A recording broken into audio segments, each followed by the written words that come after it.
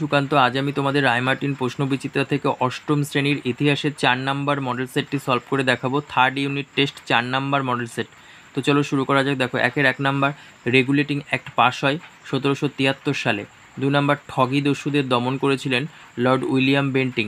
3 number James Rennell ছিলেন ভারতের জরিপ বিভাগের প্রধান। 4 নাম্বার শিকাগো বিশ্ব ধর্ম সম্মেলনে যোগ দিয়েছিলেন স্বামী বিবেকানন্দ।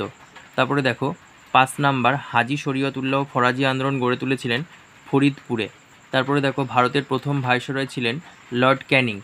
তারপরে দেখো 7 নাম্বার ভারতের জাতীয় কংগ্রেসের প্রথম সভা বসেছিল বোম্বাইতে, ডি নাম্বার। তারপরে দেখো বঙ্গভঙ্গ রদ হয় 1911 সালে।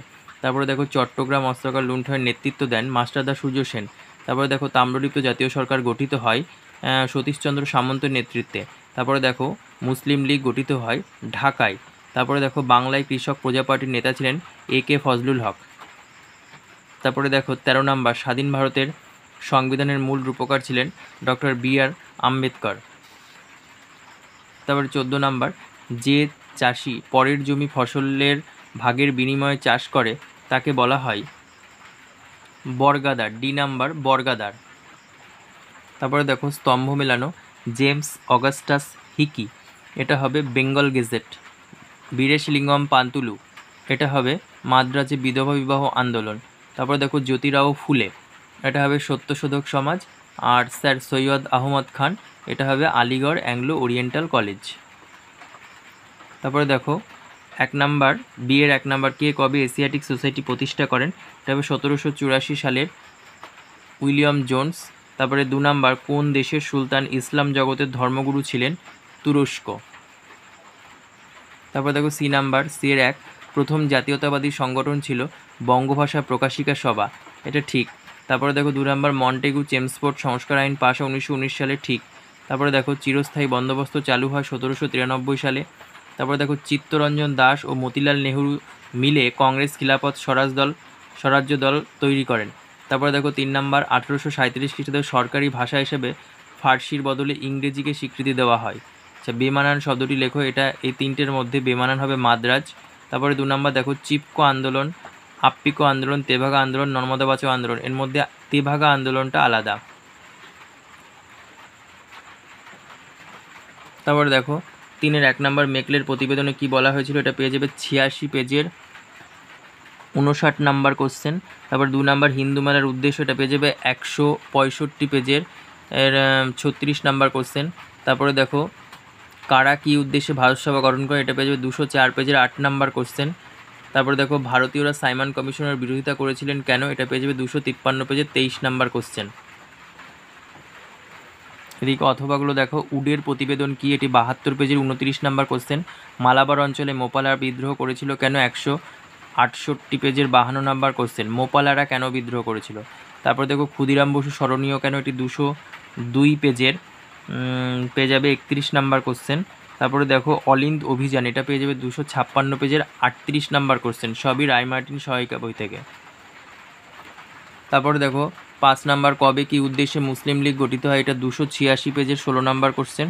অথবা সাম্প্রদায়িক বাটোয়ারা নীতিটি কি, এটি 287 পেজের 22 নাম্বার কোশ্চেন। পঞ্চায়েত ব্যবস্থার কটি স্তর রয়েছে কী কী, 321 পেজের 23 নাম্বার কোশ্চেন। ভারতের অনগ্রসর শ্রেণী বলতে কাদের বোঝায়, এটা দেখিয়ে দিচ্ছি। দেখো ভারতে পিছিয়ে পড়া অনুন্নত সম্প্রদায়কে বলা হয় অনগ্রসর শ্রেণী। ভারতে পিছিয়ে পড়া অনুন্নত সম্প্রদায়কে বলা হয় অনগ্রসর শ্রেণী। দেখো এখানে আর একটা কথা লিখে দিলাম, SC ST বাদে, অর্থাৎ তপশিলি জাতি এবং তপশিলি উপজাতি বাদে ভারতে পিছিয়ে পড়া অনুন্নত সম্প্রদায়কে বলা হয় ভারতের অনগ্রসর শ্রেণী। তারপরে দেখো 4-এর 1 নাম্বার আর্য সমাজ পেয়ে যাবে 148 পেজে 17 নাম্বার কোশ্চেন। তারপরে দেখো সাঁওতাল বিদ্রোহের কারণ কী ছিল, এটা পেয়ে যাবে 167 পেজে 46 নাম্বার কোশ্চেন। তারপরে দেখো জাতীয় কংগ্রেসের সুরাট অধিবেশনের গুরুত্বপূর্ণ কেন,